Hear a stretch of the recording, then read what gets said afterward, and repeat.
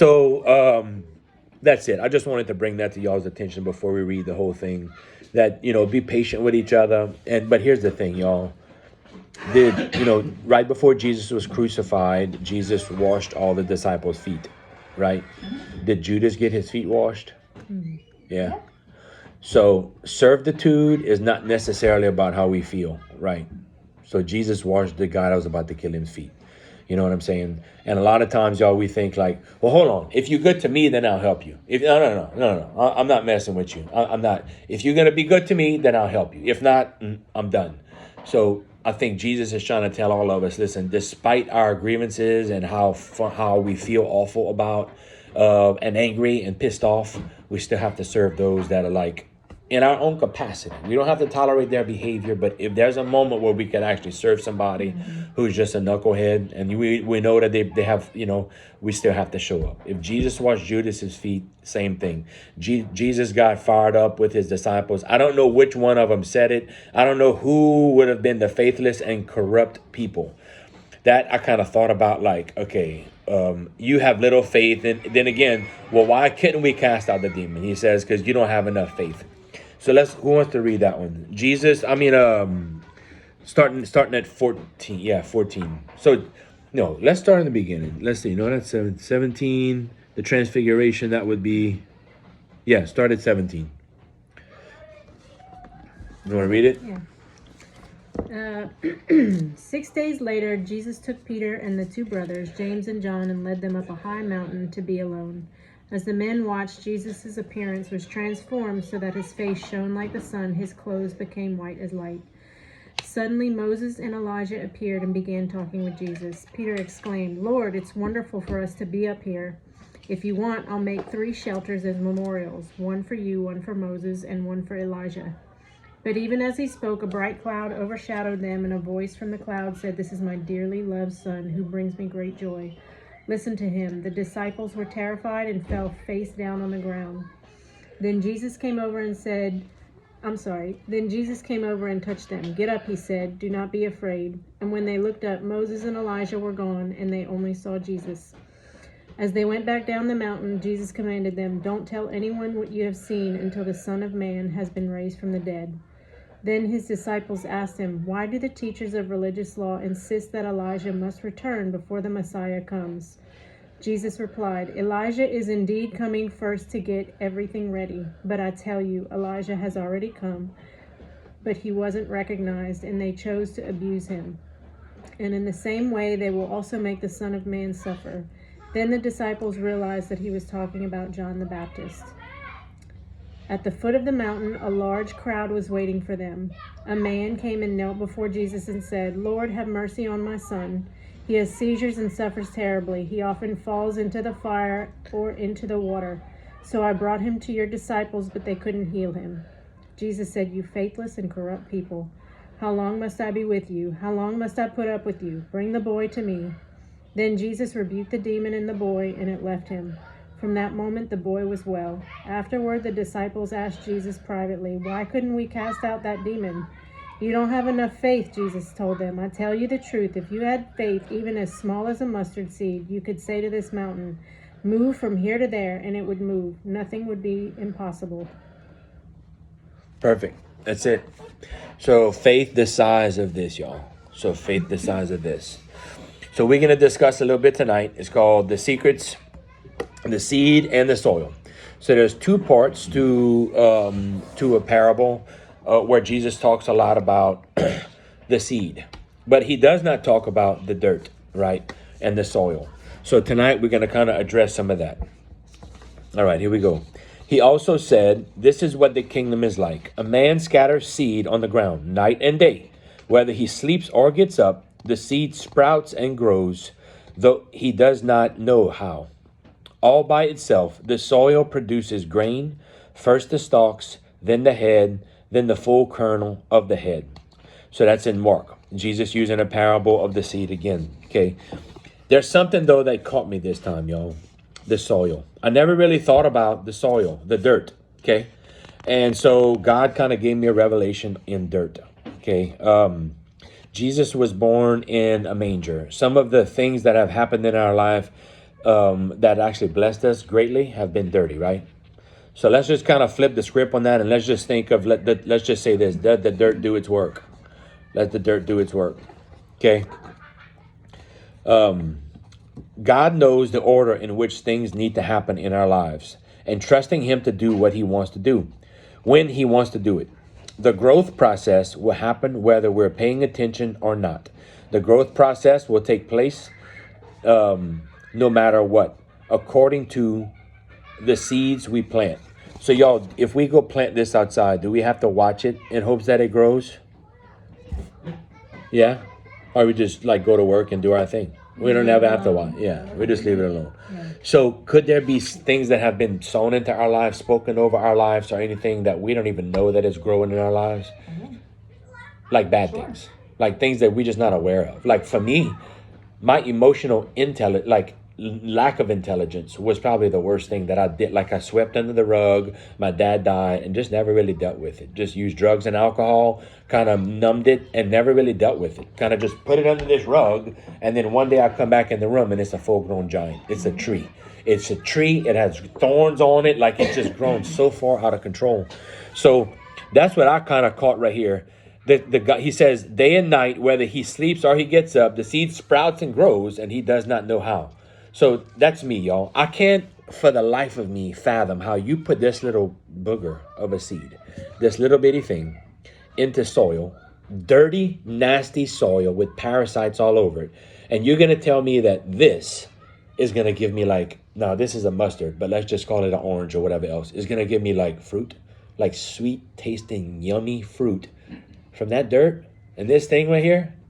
Wrap your head around that, y'all. There's a genetic code within this thing that will only allow it to be a mustard, right? Nothing. If you put an orange in here, what is it going to be? An orange. A tomato, same thing. This little bitty thing is going to produce a big old mustard tree, okay? They have plants, of course, but the more you let it grow, it has these beautiful yellow flowers and everything, and it's a pretty good size plant coming from that little thing. Okay, so and then I'm going to kind of go into that, y'all. So what is dirt? Dirt is not just dirt. It creates the deepest, darkest environment for a seed to be planted. This seed must have dirt stacked up on top of it. If a seed is thrown on something nice and clean like cement, it will dry up. The King, Jesus, was born in a manger, in the dirtiest place imaginable. So logically, a seed is put into dirt, which parasites and germs and filth, and this will make some sweet fruit and veggies tasty? No, that doesn't make sense. However, y'all, dirt is absolutely necessary for our growth.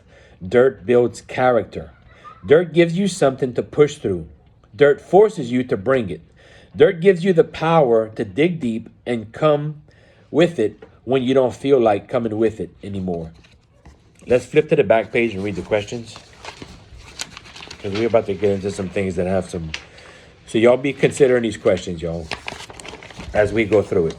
Number one, what is some of the dirt in your lives? So some of the situations where we're going to get into a little bit more detail, but you kind of want to start to think about in your own life.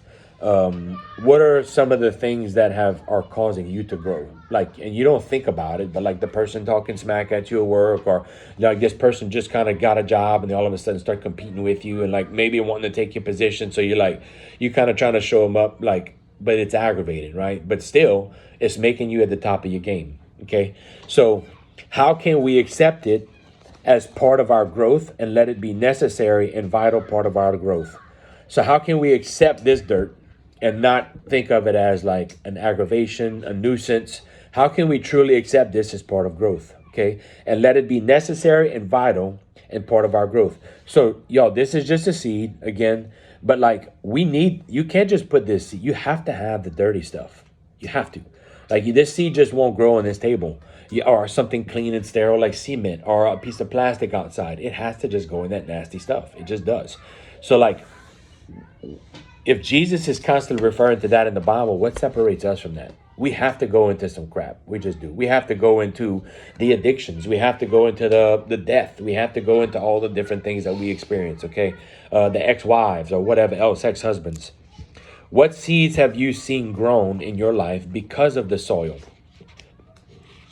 So what seeds have grown in your life? Like looking back now, when I went through my divorce, blank. Looking back now, wow, that season of my life really did grow me and mature me in, whatever. Okay.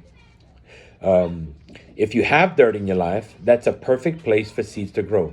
So what seeds should be planted in your dirt? So let's kind of like look deep into that. You have something like, give me an example of somebody's dirt, whatever, anything. I don't care if it's a colleague, a family member, or what. Like, give me some dirt, anything. I think the dirt in our life was like probably death related and stuff this year. That's Grief. That's a Grief. real dark one. But Yeah.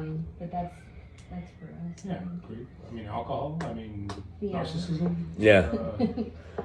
No, that's good. Yeah, I mean, literally, y'all, we all do. Every one of us has the yin and the yang. There's a dark area of our lives where we're not kind of quite so good yet, or something just happened, and then there's the light side where everything's perfect, right? And y'all, we have that too. Every one of us in this whole place has it. Okay, so like let's dig deeper into that. Okay, so grief. All right. So what seeds should be planted? And so there's a certain soil, right? We agree on that. There's clay dirt, there's different kind of dirt, sandy kind of dirt, different places, and then there's silt, what we live in, which is the greatest dirt where like stuff grows. It's like soil. Okay, here in Louisiana, there are certain crops that grow better in that dirt. Okay, so knowing that you have grief and alcohol, whatever, narcissism, knowing that those are some areas of dirt in your life, what seeds grow best in that environment? That's some deep stuff. Okay, so like we need to be thinking like in that right there, Shane. What would y'all think is a good seed to be sown in that soil? How can you adapt to that is the question. It's the challenge. The soil is the challenge, right? Exactly. The death is, in other words, grief is the dirt. And then now you need to inject something into that environment to, number one, accept it, like you say. Like, in other words, first I need to accept what happened. Yeah. Okay. And then now I need to figure out a way to grow in it. I can't just accept it forever because acceptance is kind of just like dealing with it. Yeah. Whenever we flip the whole script is when we start to grow out of it, to where like it, in other words, we used to be in it and now we're out of it. So we're up here looking back down on it again. We're not down here in the dirt anymore. So we still need it because that's where our roots are fed. But we end up growing up out of it so much to where like what's producing is way up here and the dirt's back down there again. And every one of us, y'all, is starting off on that ground floor. We're all starting off in the dirt. Okay, but we have to figure out a way, number one, seeds, and then how it starts to come up and grow, and to where we're up here and the dirt's back down there again. Okay, so in grief, what are some things that you feel like you could inject into that would help you grow? Basically, faith. Y'all, like just talking about it. You know what I'm saying? It doesn't have to be something incredible, like a book you read or something. But man, just going to a place like this where, we can kind of talk about it a little bit, or I can come visit with Kern and just cry it out, just say some angry things. And bro, Jesus is okay with that. Jesus obviously got pissed off with his disciples. You think Jesus is not okay with us like talking to a buddy and just letting it all out and venting and just like, man, I'm sorry. I kind of came out, but I needed to do that. I needed to just vent and get it all out of me.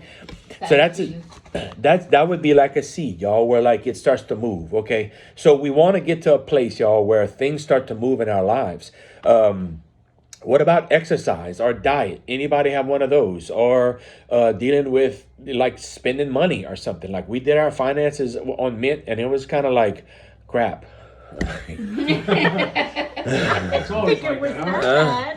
I did. I'm always looking at a way to save money. I mean, it just the fact that like we swipe our credit card, okay, and then there's like a little percentage on there, like if you don't pay the whole thing at the end of the month, and I'm like, I feel like they stole it from me because y'all got gobs of money sitting in an account, right? And then my little credit card is $1,000 or something, $1,300, and like I just paid the $1,000 and left the $300, or like they had the automatic payment, and like the little $300 at the end of the year starts to add up to like $300 at 18% interest over the course of 12 months. I'm like, I can't believe I gave him $300. I can't believe I gave him freaking $300 of my money. Swiping that card, some places charge you a fee for swiping. Oh no, the they card. do. They absolutely do. So They absolutely $2 do. here, $3 here, $4 here, $3 here. Yeah. You spending more on that than your interest. Yeah. You know. And start carrying cash. Yeah. Well, Pays I- gold. it's- And it yeah, makes it it's- harder to like want to get rid of the cash. Yeah.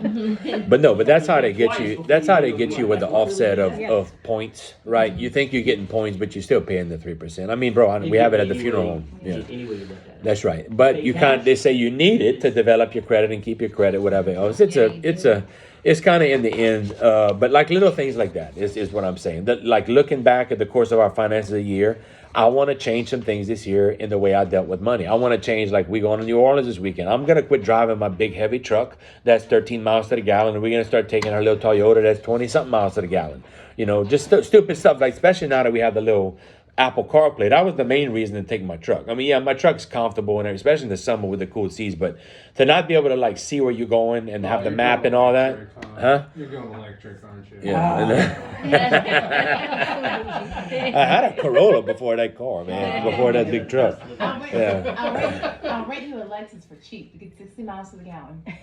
Yeah. No, it's Trans Am over there get you 8. so y'all. So what I'm saying is, in my soil, in my dirt, if you want to call it that, from last year, as we just kind of continue to grow, I feel like I got my exercise kind of down pat. I have my study time, my appointment with God down pat. I have my professional career, but we always looking for areas to grow, right? And so that's this year. I kind of want to make some adjustments financially and stuff like that. Probably move some money around in my 401k, like maybe be more aggressive at a couple of things that I feel like. But so that's kind of that's what I'm saying. I want to plant a few seeds of wisdom and do a little studying and watch some YouTube videos on how other people are doing and try to find some kind of area of passive income. And so that's what I want to do to offset some of that and get solar panels. So that's kind of my target for this year. And what I saw was dirt, which was kind of looking at that last year and saying, man, if we could, knock out $6,000 out of this and just be wise about it, then, I think we have something, every year you start trimming off a little bit of that. It goes more towards putting that on the house or whatever else. So Shane spoke about grief. Anything for y'all as far as dirt? Damon was looking at me real bad, real hateful about we were going to start a new workout program. And so, but I was just like, I don't know if he's there to start a program. It's like he's super stiff. He doesn't have any flexibility. I was like, hey babe, we're gonna do a yoga program first. And then if you've got more flexibility at the end of it, we'll move to a different kind of program. If not, we'll do another yoga. And he was like, and it's really yeah, not that bad. and It's just the whole stretching, week, you know what I mean? the first week he was just pepper me with, he was talking back to the yoga instructor and did little zingers here and there. And I noticed we did our yoga Sunday morning before the kids got home. Was it Sunday or Saturday? Saturday. So zen. You're like a professional, huh? Just getting into it. Just Yeah. start. Once you start it, I'm cool with it. Yeah. But getting started on That's something how is it just is. you kick in the butt to do it. I know. Well, I was gonna start him off rough, get right back into insanity or P90. Well, yeah, you just gotta do it, man. You just gotta get in there and make it happen, because you're not gonna feel like it ever. I'm tell you right now. I didn't feel like doing half of the stuff I did today, but you just do it before you even think about it. I told him he'll grow a couple inches. Stretch it out. Okay, so how can we? So y'all, we're gonna discuss. So this is kind of cool. We all have these in our houses, right? Some of us have them around our necks. And we grew up thinking that this is like kind of cool, but this is what represents Jesus, right? But really, what is this? It's a death person. It's a torture device, yo. It's like the worst of the worst. I mean, like I'm sure we could find other things, but it's pretty bad whenever like you have to let your body sag to the point enough where like it cuts off. It puts so much pressure on the top of your lungs right here on your chest. Like it literally sags so much to where like this, you can't breathe anymore. And then you slowly suffer. Step up on your nail toes to Or pull up on the wrist Yeah. to constantly keep and then pulling in there. This is a torture device.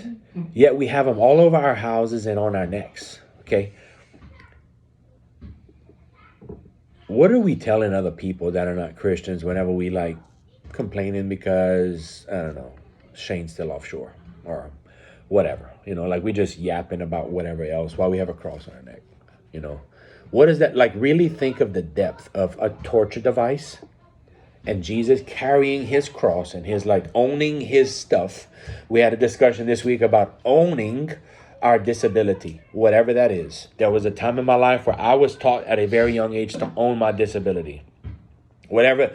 In other words, I didn't have money for shoes and stuff. My mom was buying me cheap stuff. I went cut grass. I didn't have like a car or whatever else. I rode my bike a lot. Okay. People have their disabilities and they have to learn to manage it. Those that do not at a young age are taught to manage their disability. Then they grow up expecting somebody else to kind of fix it for me. You know what I'm saying? And like, we know people very close to us that have died because nobody's asked them to, you have to manage your own disability. We all do, y'all. Each and every one of us has some little issue that we have to say, bro, this is what we got to fight. This is my cross. Jesus says, take up your cross daily and carry it. Okay.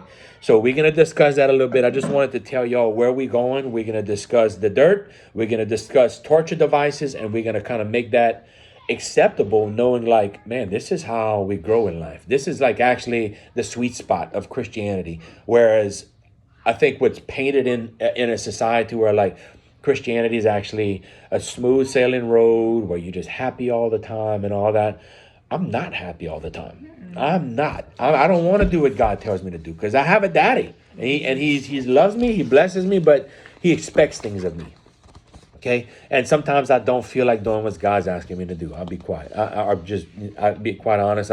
Sometimes I just get kind of fed up with it. I don't want to do the right thing sometimes. I want to pop off. I don't want to keep my mouth shut. I want to tell them what I feel like they need to hear. I mean, just little things where I feel like, but God's like, nope. Just like a kid washing the dishes or whatever. Like my dad used to make me wash the crawfish boat. Okay. So here we go, y'all. Back to dirt is necessary for our growth. Dirt builds character. Dirt gives you something to push through. Anybody ever saw a little seed growing like a little thing kind of fighting its way? You ever notice how it kind of like makes a circle? It keeps on making a circle. Find that little video on YouTube.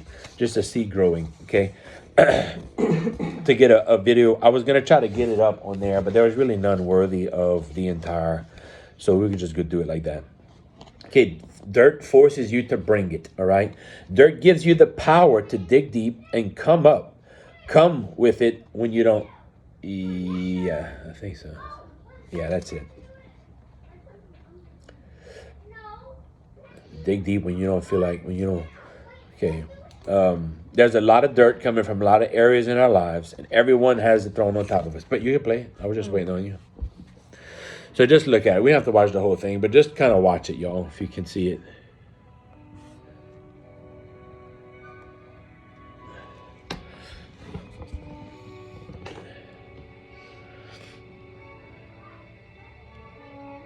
You see that, huh?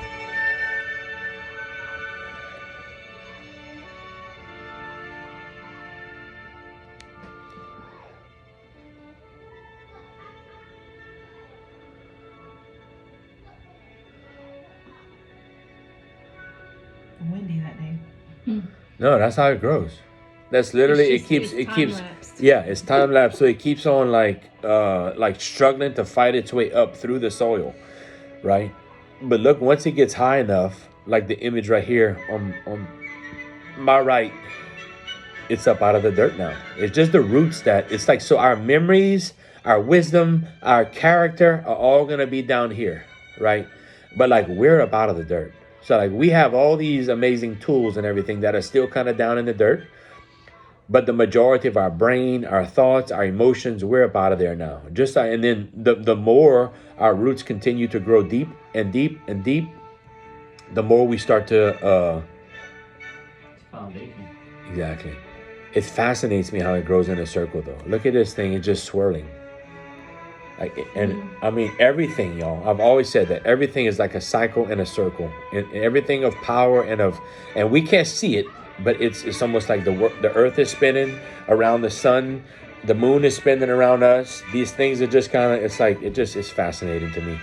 Anything that's growing is kind of going in its own little circle and cycle, the cycle of life, y'all. So we're not going to get hung up on that. But y'all get it. So I want y'all to have a visual image of you being in the soil and coming out of that thing, like fighting through it, right? Just kind of getting through it, going in circles sometimes, spinning. None of it makes sense, but we're getting through it. Okay, dirt is not always what you want it to be.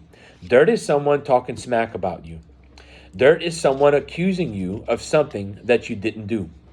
Dirt is your boss asking you to do all the dirty work while others play on TikTok. But the dirt on top of you right now, it's teaching and developing you. My mother-in-law, who's a master gardener, corrected me. It's not dirt. So I'm country, y'all, I know. That's okay. She said it's soil, Kern. Oh, okay, soil. Well, why soil? Because soil has nutrients. So you see above, it says soil in scripture, right up at the top here in Mark 28. Look what it says. All by itself, the soil produces grain. So the soil produces grain. That's what led me on to this whole study right here, y'all. I left the seed alone and started to look at, you know what? The soil actually, it's something. We need to pay attention. So soil has nutrients. It says soil in scripture because all the stuff is happening to you. It's the nutrients that God will use to bring abundant fruit in your life. Is the nutrients God gives is giving you to have testimony to change your lives. What is some of the soil happening in your life? We kind of discussed that. Let's say it all together. Let the dirt do its work. Let the dirt do its work. All right, let's let the dirt do its work. If you put a camera on a seed, you will watch it wiggle through the soil as it fights its way towards the light. The dirt is there so you can prove yourself. The dirt is there for opposition. Everything above ground that you see is blooming and blossoming and bearing fruit and making pecans started off under the ground in a dark place. Everyone that is truly successful right now has been in a dark season. They have failed many times over. They have had best friends mess them over, and they had to witness the death of loved ones. I'm going to help you understand tonight why you went through all that stuff. Jesus had to go into the desert for 40 days without food. Then he was given the task to confront the fat religious racket working with the Romans and taxed by Caesar. This would be like ratting on a mob boss. Like, let's just pause right there and just like think about what Jesus had to do. Okay, so y'all understand what's happening back then, the racket, right? Like how it was all working. So there was these big fat religious guys who were eating good. They was eating good because they were slaughtering all these pure animals, which in their sense were kosher.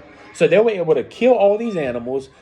Shane, you messed up this weekend? You stubbed your toe, dude? Well, you dropped the F-bomb? Come in. Come see me, buddy. You got to come bring me a pigeon. Oh, Damon, what you did? You got to bring me a cow. Stacy, what you did? Come bring me a sheep. All of it. They're all coming, bro. And like slaughter.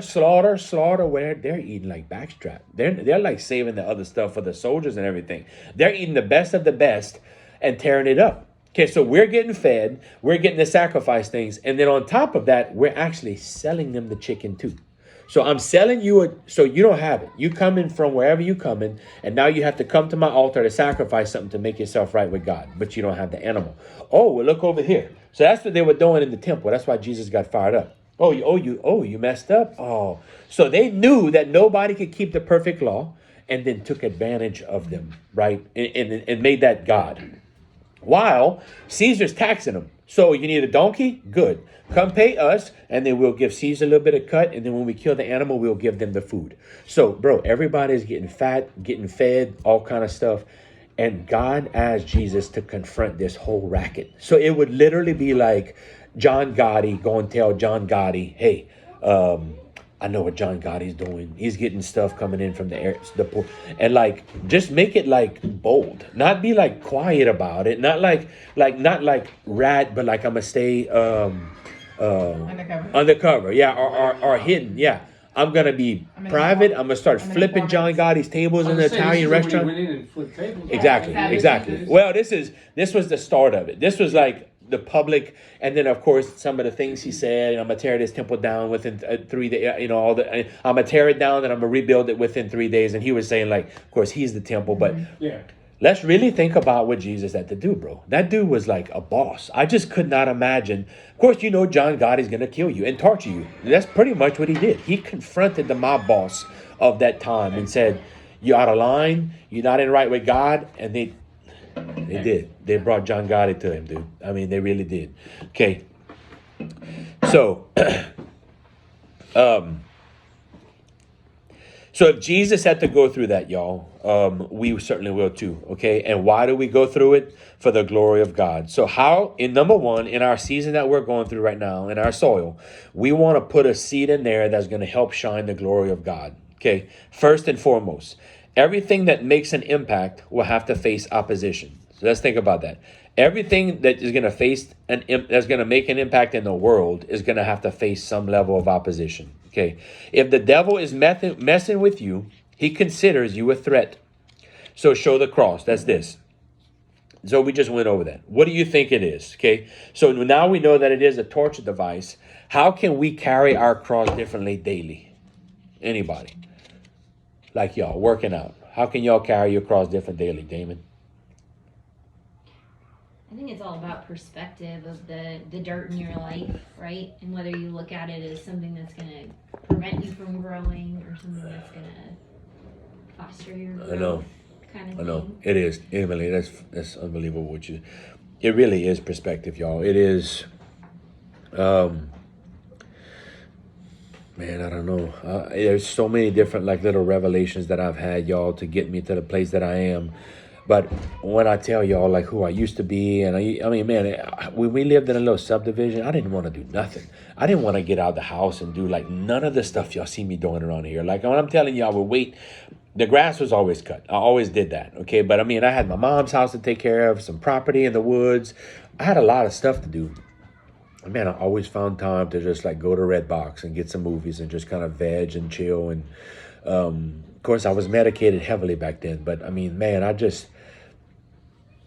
something shifted in my life, man. I can't really put my finger on what it is, but perspective. I mean, other than truly my perspective and thinking, I don't have to do this anymore. I get to do this. This is what God blessed me with. Then of course I want to take care of it like it's truly God's house, not Kern or Madeline's. This is God's place, and I need to take care of God's place. As before, it was my place. So, and I didn't think highly of myself. So I was like, nah, whatever, just let it go. Once I shifted the perspective in my life to realize like this is God's temple, this is God's yard. I am responsible for saving souls and getting the people and reaching and like working together towards something and showing the glory of God. That like all became real for me. This is no longer like a selfish little thing. I get to have my little temper tantrums and go get all tore up. And like I am responsible for something greater than me now. And it really all kind of started at serving at our Savior's church. I just started serving. And then once I started to serve others, I kind of got hooked on it. And then I got like the rhythm of it. And I'm like, oh, this is how it works, Christianity. Okay. My whole life, I thought it was go to church, ask for forgiveness. Okay, I'm good. I go get communion. Awesome. That's the pinnacle of my faith. Like, oh, got it. I got it. I got the communion, man. I go sit down. Cussing and screaming at someone driving out, right? Right. And on the way to get a case of beer. Yeah. Or if not, I'll be honest, we're being all faithful in here and Christians. Yeah, I put one in the car.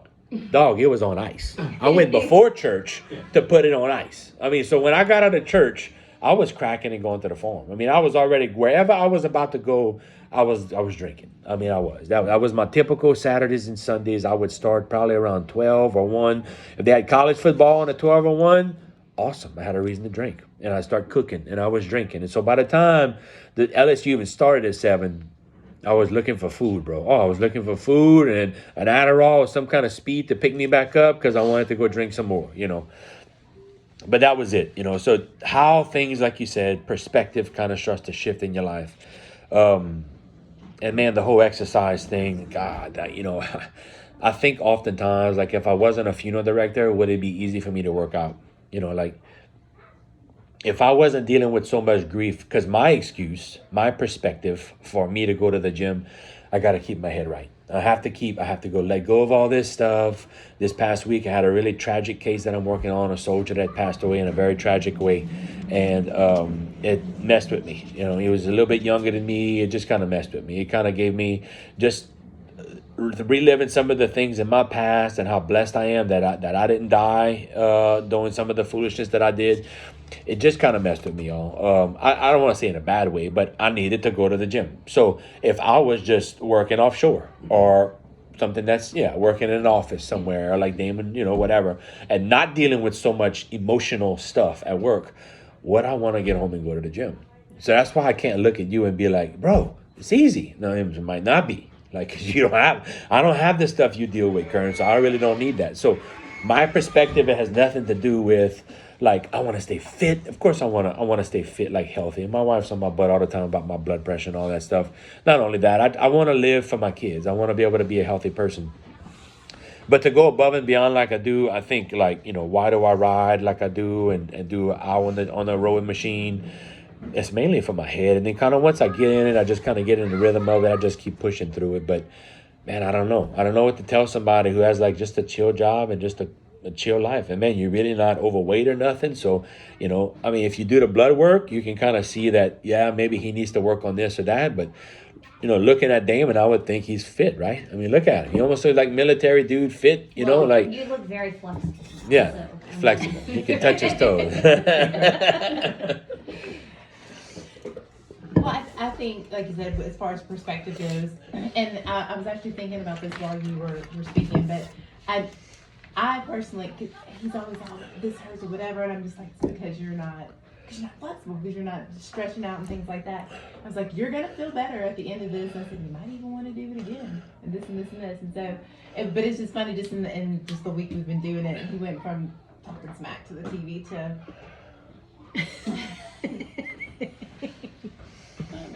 Perspective. If you can't beat him, join him. Well, and I think... You've that's- accepted I'm it. pretty much Yeah. close to the touching my toes. put it that way. You accepted it though. You pretty much accepted it. Like, okay, I'm gonna make a go at And this. she'll shut up. But I always wonder It too. gives us time No, together too. that was the first day. The first day when you were talking smack to the Oh, TV, it was- that's the day you said, I'm gonna do that. I'm gonna do this so she could shut up. Now you've reached a point where like, I've accepted this. This is what I'm gonna try to do. So you know what? And it's I'm not here. that bad. Let me get in it. Yeah. Let me really get in it. Not just like go through the motions. Let me like start here internally and then start to deal with it externally. And so that's huge though, bro. That little, how long that took you? A week? A week, yeah. Yeah. 1 week. So 1 week talking smack, just going through the motions to the point where you're like in a meditative state, taking a deep breath. So, I mean, bro, that's awesome because sometimes people don't accept it for a month or two. They're Probably will they just within a doing heart it. attack. Yeah, they're just doing it because, their wife made them or whatever, or the doctor's telling them if you don't do this, then we're going to have to drop you from our insurance or whatever. Then they start pushing in the gym, Well, I think he's just grateful that I didn't make him start out by doing P90X.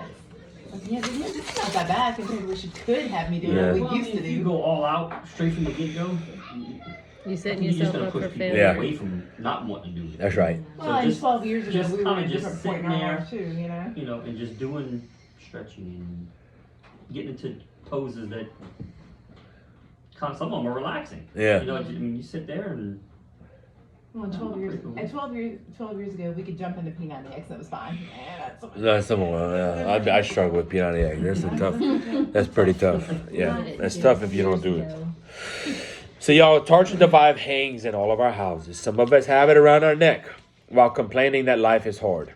What do you think a cross represents? It is a reminder to carry your cross like Jesus, or are you still griping? The cross around your neck is dirt, y'all. Let's discuss the seed now. You don't have enough faith, Jesus told them. I tell you the truth. If you have faith even as small as a mustard seed, you could say to the mountain, move from here to there, and it would move. Nothing would be impossible. So what exactly is the faith as small as a mustard seed?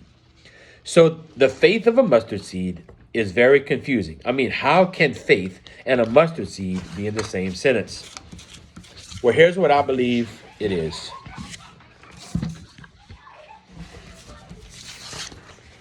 I believe that faith of a mustard seed means the faith to know that the code within the DNA strand came from God. That this specific code can be nothing other than a mustard seed. That when it is in the perfect environment, it will create a mustard tree. It is exactly that. Though it is the smallest of seed, it is loved by God and nurtured by Him through His energy. He created it in His image to perform a purpose, and from it we get mustard seed. So let me just pause right here. So the trust, y'all, is in the actual code. It's not in the dirt. It's not what it looks like. It's the belief that God created something that's so incredible inside of this seed. We don't need to like infringe on it. We just need to nurture it. Like God already put something on the inside of here. That's the same thing as us, y'all. God put something on the inside of us that is magical. Okay, so y'all know who Tony Stark is? Yeah, Iron Man. Okay, and then Captain America, I don't know his name, Thompson or whatever. Okay, anyway, so y'all know how both of them got their superpowers? So Tony Stark has to put on a suit to go save the world, right? Whereas Captain America and the Hulk got some kind of injection. Captain America got a super soldier injection inside of his veins. Okay, so Tony Stark can go save the world only when he puts his suit on. However, Captain America all day, every day is a boss because he got the injection. That's exactly what happened to us when we were baptized. That's exactly what happened to us when we get the word. We have something magical and superpower on the inside of us, but we don't have to keep putting on this thing and be two separate people. It's already within us, okay? So what I'm trying to tell y'all is the faith of a mustard seed, y'all. It's like so much deeper than what we think. Like, okay, how do we move the mountain? To believe that every single time God has come in your life, he got you through it. So that's like the little code, right? We're going to get through it. We're going to get through it. We're going to get through it. But if we're not reminded that, like, okay, last year we planted this seed and then it died. Okay, here the winter comes. Well, it dropped all these little things. Do we need to worry about it, or it just comes back? It just does what it's supposed to do. Why? That's the code God wrote it to. Yeah, that's like, in other words, we don't have to intervene at all. We don't have to, like, maybe sometimes we have to nurture it, fertilize or something. But as far as like, oh, wait, it's going to become a tomato. Oh God, look on YouTube. Our mustard tree turned into a tomato plant. Never. Like, we don't ever have to worry about that. It's always going to be. Yeah, it's never going to be. So we don't have to worry about, y'all, sometimes we get so hung up in the worries of the world. And I think that's what Jesus was talking about. Like, to know that what's inside of it is greater than the mountain that's ahead of it. Like, it's going to keep reproducing itself to, like, literally move the mountain out of the way. It'll just keep moving itself on top of the mountain. It won't just, so that's how you move the mountain out of the way, y'all. I don't know if you guys, have heard of the James Webb Telescope. It's like a super Hubble telescope, and they have a Facebook page or whatever. And so I told Dave, I was like, oh, you need to join the page or whatever. But if you ever, sometimes I go and I spend time just looking at this page, being like, look what God did. Like, this is a shockwave that happened like 66 million light years ago, and it's still going. Like, it's still visible. It's still moving. I'm just like, Oh, the energy. like this page right here. This page will change your perspective on a lot of things. Well, and Stacey, that's what I guess that's some. Yeah. That's why I Is pulled the it up. energy like life within this seed? Like right now, we just ate food. It's digesting whether we know it or not. So like life is happening inside of us. Maybe one of us came into contact with the flu or COVID today. Our body's fighting it right now. We don't even know it. Like that's just life doing life. Like, and then it just leaves us. You know, like one day it just turns to a pile of dust. And we started off with a sperm and an egg. Bam. And on a good night. All of us were conceived on mostly a good night, probably for our parents. So that was just some energy and probably a few drinks and had a good night, right? And then all of a sudden we're conceived. And then life happens inside of us. It digests our food. Our hair's growing right now. Every single thing inside of our body is doing what it needs to do without any of us. Why? It's like the code of life is put in us, dude. It's the same thing as in here. So the trust is in the code, not necessarily in our capabilities, I guess is what I'm trying to say, okay? That's how we move the mountains in our life, is the trust that there's like a code for things to work out, you know? The soil's in the seed. Is that, well, it is the soil, because the soil has to be there. The soil's a challenge. So the soil is the challenges, and the seed is the code that God says that it's going to be all right, but we need the crap. In other words, a superhero can't be a superhero unless there's a real bad villain, right? So he's just a normal person. Until there's an extreme conflict, well, now all of a sudden he's a superhero because nobody could defeat this guy. But if there's not this guy, then he's just a normal person, okay? Same thing in our lives, y'all. God is not ever going to expose himself, or we're going to really, really see the hand of God till turmoil comes in our life. And it kind of sucks that we have to meet God that way, but that's typically when we meet God, because other than that, we really think it's our own power. We really think, because like you went to work today, you look like it. Yeah. Did you need God though? You did your job. You know, did you need God today at your job? You did? You had one of those days. Okay, but normally, y'all, we go to work and it's just a normal day at work. We don't really need God. I mean, like talking about, yes, we need to go, yeah, thank you, get me work safe, y'all. Thank you for doing this. But really, like on my normal day at work, yeah, I mean, it's work. You know, it's just work. Yeah. But yeah, I don't mean to minimize God. I'm just saying how much, if we're really being honest, we just go to work. We don't like pray hard that like We put my it in boss, autopilot. you know, Yeah, I exactly, didn't have that autopilot. today. Yeah. Please help me not kill somebody. Exactly. Oh yeah, no, just like all these different solar systems they found, like out in space and stuff. It's just, I think I've seen that. I think yes, it's just, How can it not be divine intervention? Okay, so I lost my place. I don't know where I was. Yeah, he created it. Okay, it was nurtured by him through. It's his energy. He created it in his image to perform a purpose, and from it we get mustard. Okay, when we plant the mustard seed, it will be isolated in a dark environment, surrounded by dirt and no certainty in its future. Now we start to nurture it and water it and protect it because we see hope and we are believing in the finished work of the mustard tree. So there's like a, God dog, what is it? It's like some kind of rare form of bamboo or something that doesn't grow for 7 years. So you can, and then there's like normal bamboo that shoots up. But then all of a sudden, when this thing does shoot up, it starts like growing like incredibly fast. But for 7 years, nothing happens. So can you imagine like I plant a tree in between Shane and I's house right here. And like every year, bro, every day, I'm standing out there watering my little bush. Shane comes walking over. Hey, man, What are you watering, bro? the water in his I'm fire. just watering my tree. I'm watering my tree. 7 years later. Just watering my tree. Yeah, you're still watering that thing, huh? Thirsty. See it, dude. Oh, I think I see something growing. No, You really? You see that's something? a weed. No, I don't think All right, bro. I was just checking on you, man. Good job, dude.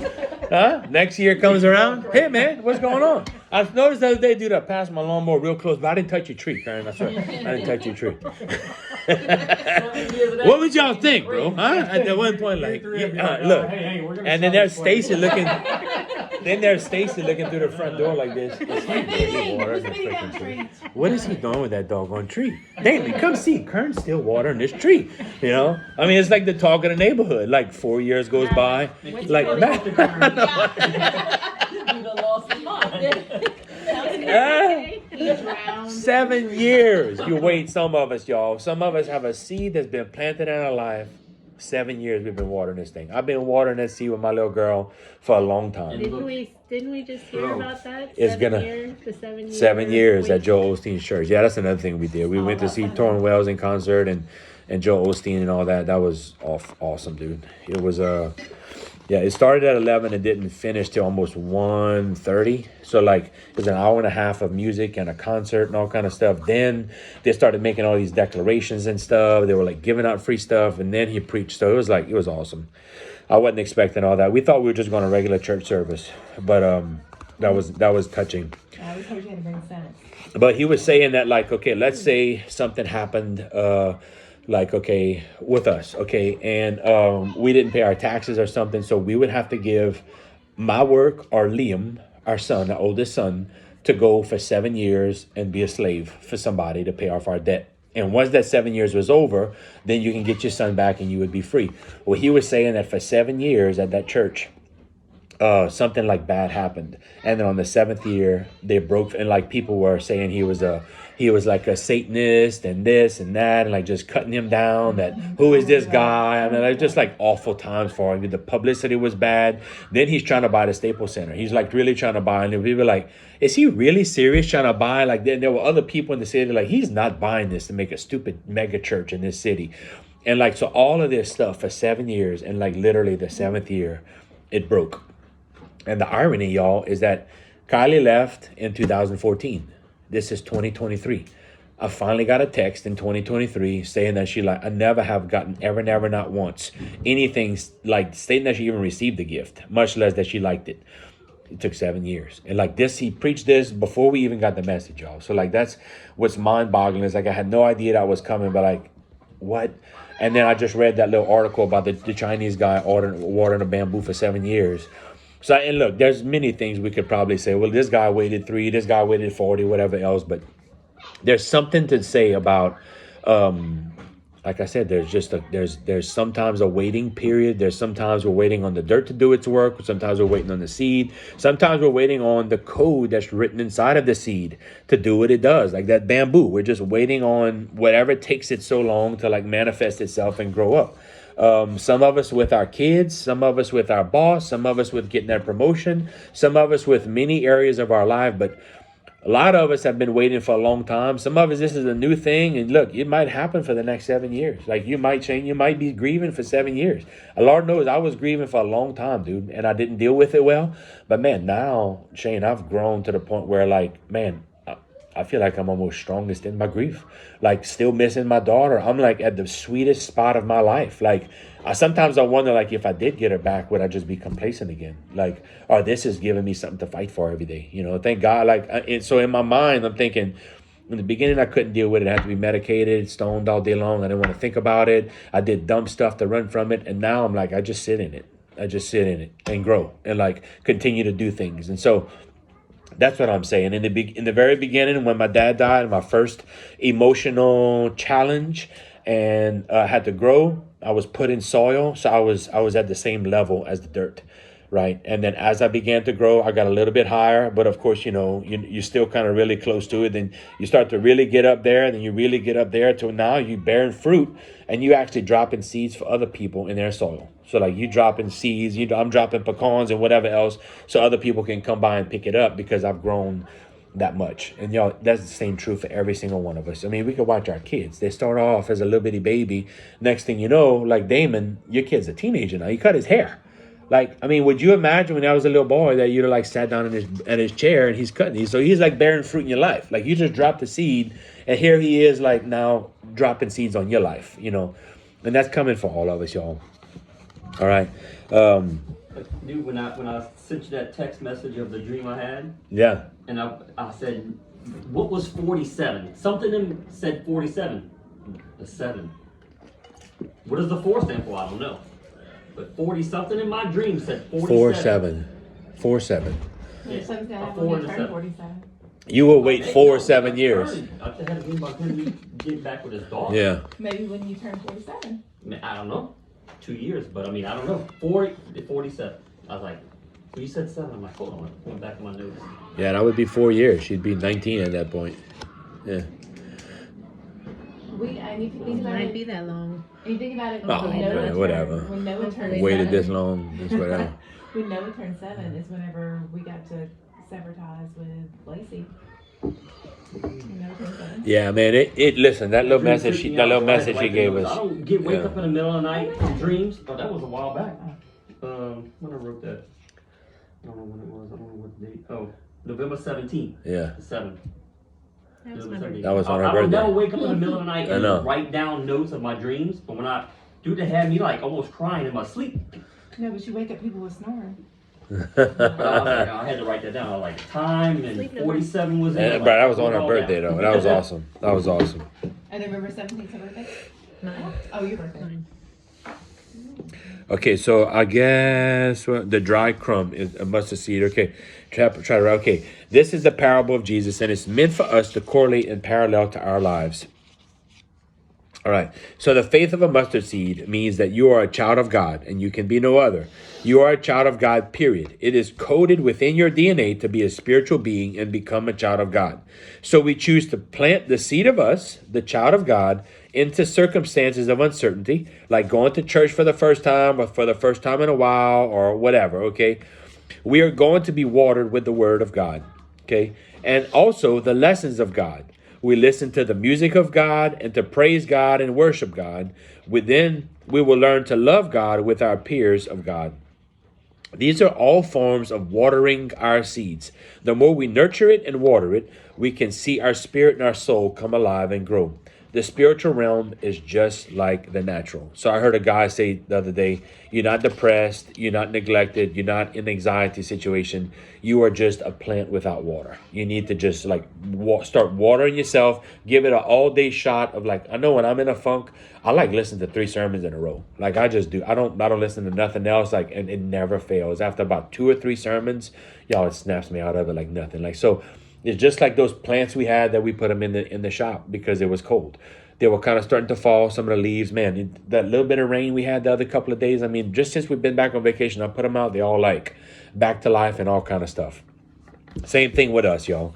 We're not depressed. We're not anxiety, none of that stuff. We just need more watering, okay? We just need more of this stuff. What is it? The word, the lessons, the music of God, and then talking about God with our friends, okay? Whatever you water grows, and whatever you starve dies. If you understand and know that you are a child of God, then you can't just willingly allow your plant or spiritual man to die. We must water it and nurture it. But there is one factor here that I have not discussed. The main ingredient for our tree to truly take root. It is the Holy Spirit, or the Son to the mustard seed. The more exposure to the Holy Spirit we have with the right combination of water, word, praise, worship, peers, and music, we have perfect environment for our spiritual progress and roots to grow. Okay, so we have the sun, right? We have the seed, and then we have the water, or our nurturing. So, and y'all could write y'all's own little, like, that's my little example of watering the seed. So the seed, number one, we have to know what seed's been planted. What are we going to try to do? For them, it's yoga. For y'all, it could be just coming to Bible studies and just talking about things, or like the baby, the seed has been planted. Like, that could be the healing thing, to where, like, y'all been kind of grieving, and now the joy of a new child, you know, or not. Or Shane, you need to get your ass in my mom. I'm sure I'm about to lose my mind.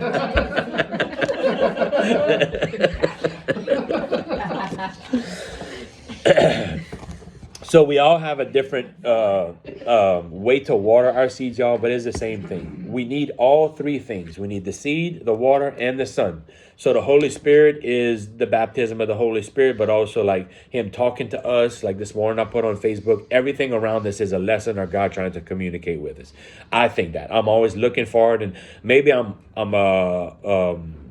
more like I don't know, hyperactive about it. Like I'm looking deeper into it than I should be, but I'm always looking for God to speak to me in some kind of way. Okay. So the Holy Spirit is like the sun, right? So if a flower is not blooming, y'all, what do?